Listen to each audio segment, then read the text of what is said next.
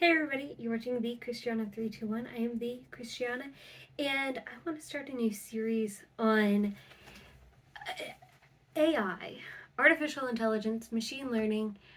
We all have been hearing the hubbub about ChatGPT and Google has the Bard. There's a lot of different options out there. Microsoft's Copilot is a favorite for businesses, and I am starting to get very interested in it as a topic. So I wanted to start a series talking about it on here with you guys, going through my learning process for figuring out artificial intelligence. I'm not creating a new artificial intelligence. I do want to think about two main topics. One is ethical use of AI, and the other is use cases. Coming up with ways that it can be useful in day to day life, as well as like in my work life. That is something that I'm thinking about. How can I use it to make my work more efficient, or for any of our clients where they might be able to start implementing some AI solutions. But for today, I thought I'd talk about some books on the topic. Two that I've read, and then a few that I'm getting ready to start reading. So, one is a fiction about AI in the future, and it's called The Cybernetic Tea Shop by Meredith Katz. It is a very small, very short novella about a sci-fi future where AI droids have existed. I don't want to go into too much detail. It's very short. You know how, if you've watched this channel for a while, you know I struggle a lot with not giving spoilers for short books because so much happens so quickly. That basically a world where humans and AI work together, and what does that look like? It's just a fun thought experiment with AI. A lot of times when we think about ethics with AI, how many times can I say AI in one video? A lot of times when we think about the ethics of this kind of technology, in the public conversation, it turns into, well, when it becomes sentient, how do we treat robots ethically? When do we have to start, worrying about hurting their feelings? And so it has kind of an interesting view on that side of ethics in this world. But it also, the part of the ethics that I'm concerned about more in the immediate future for AI, it's not about treating the robot, the automation, the machine learning, advanced technology ethically. It's how do we use that technology to behave more ethically, or at least as ethically as a human could. So when we think about the data that AI is trained on, a lot of times that initial data set could be flawed, like in public safety, police. If you are training off of the data from public safety, from HR practices, from medical practices, a lot of times there's built-in bias based off of how those groups have behaved in the past, because historically things like public safety officers, things like medical studies, things like hiring practices have had biases built in. Not everybody, not all policemen and all of that, but when you're training on a large set of data, the machine will look for trends. And so if in a particular group there was a trend of a negative bias or any bias, then that trend is what the technology is going to latch on to. And unless you tell it specifically, hey, if you notice trends that are related to this, it gets complicated. We're not going into that level of detail for this video. The same thing with hiring practices. There was a study where, we took all of the known gendered terms out of this resume, or out of the resumes, and taught the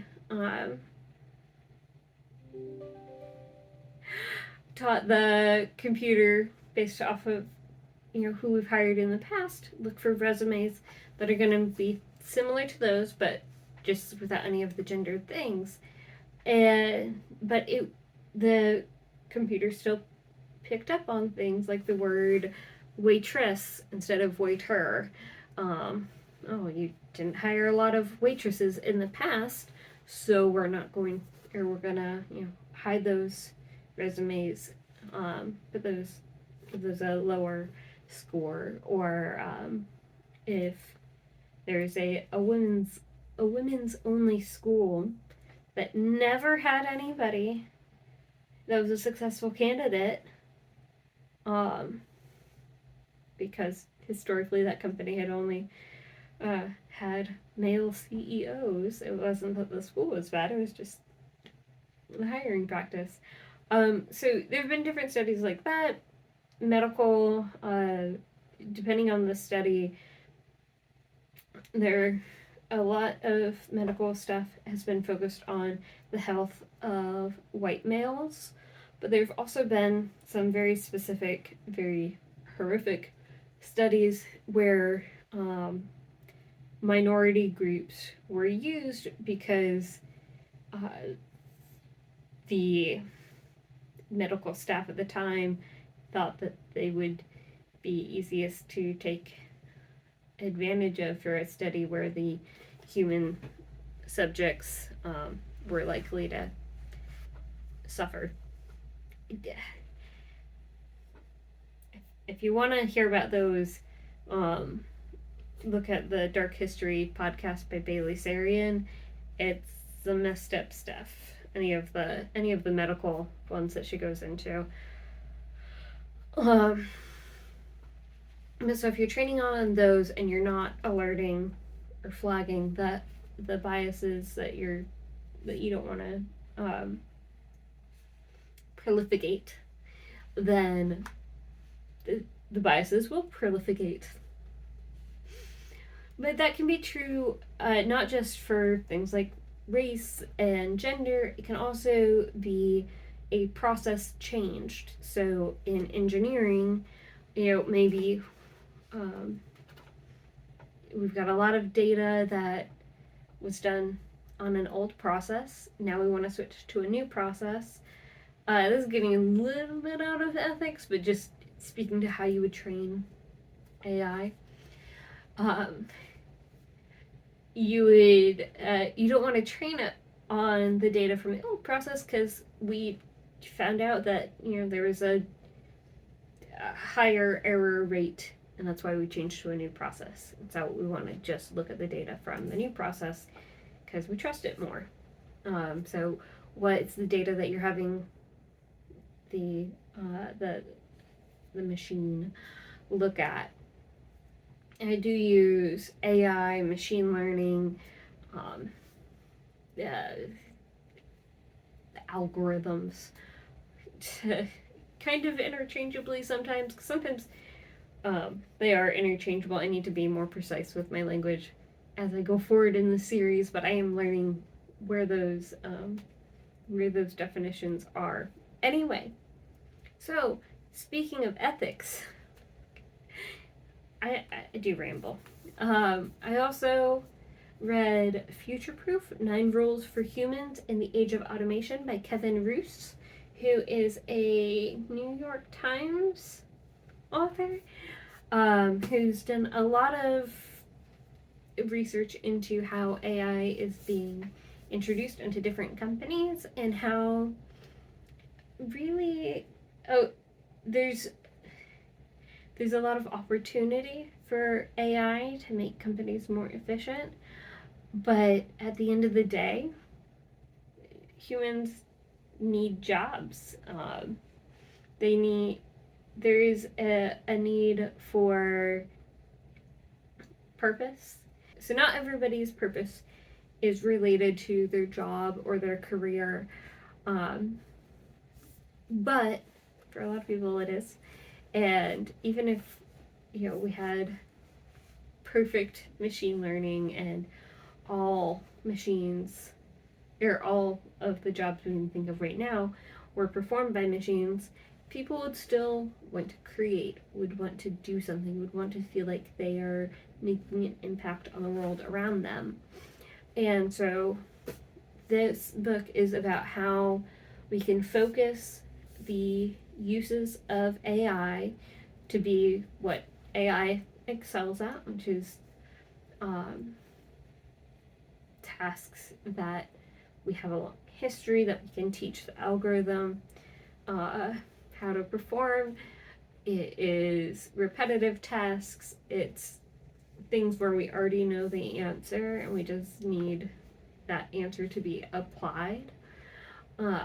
Whereas humans are better at the thoughts and feelings side of it. If we are creating a process from scratch, if we are needing to relate one-on-one to another person, there's a lot that humans are better at than machines. And there's plenty of room for creative thinking jobs. There's plenty of room for artistic jobs. There are improvements being made in AI with natural language processing, where a robot could write a pretty good book. It's not going to write something, it's never going to be able to write something as significant as someone who has real life experience, human life experience to write about. Just as when humans write books that are told from the perspective of animals, it's probably not going to be 100% true for what that animal's lived experience is, but adding the human touch to it is what makes it relatable to other humans. And so a lot of times AI could write a book that, for a genre that has a lot of examples out there, you might be able to get a pretty decent romance book or like rom-com kind of book. But at the end of the day, it's still gonna have some weird stuff in there. But you can give it feedback and be like, well, humans typically have 2 or fewer arms, so fix that. What was I saying? Oh, so with feedback, like, you can have it be a plausible book, but it won't have the meaning, it won't have the full relatability that other books would have. And there's a lot of different examples of that. And the other thing is humans can be surprising, whereas AI, because it's being trained on algorithms and trying to find the best fit based off of trends, like, it's trying to be very predictable. Maybe one day we have one that has some randomness thrown in, but you need humans for that surprising, the creativity, the relatability elements. Anyway, so in here he goes through 9 rules of how we can have human AI hybrid teams that really play off of the strength of both, and how to not get yourself stuck in a job that is about to be AI'd, automated. Then I've got 3 books that I'm planning on reading that I will pass on the knowledge to you guys as I go. This first one was actually recommended in the Future Proof 9 Rules book. It's called Automating Inequality: How High-Tech Tools Profile Police and Punish the Poor by Virginia Eubanks. And this one is going into the ethical piece of historical data creating the same biases that in AI is being taught, and how, historically certain communities, whether it was just based off of low income, based off of racial profiling, different bits of data that were terrible back then. That's how we treated people.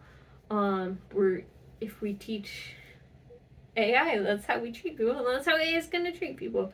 I know there's another one that was about how certain lower income people were having a really tough time with getting insurance claims approved. I don't remember the details of it because in the Future Proof book he just mentioned it really briefly, but I believe that that's also in this book. I think that's where he, Kevin Roos, the other author, first referenced it. But so I'm very excited to read this. I also feel like it's going to make me really sad thinking about how people have been treated historically, because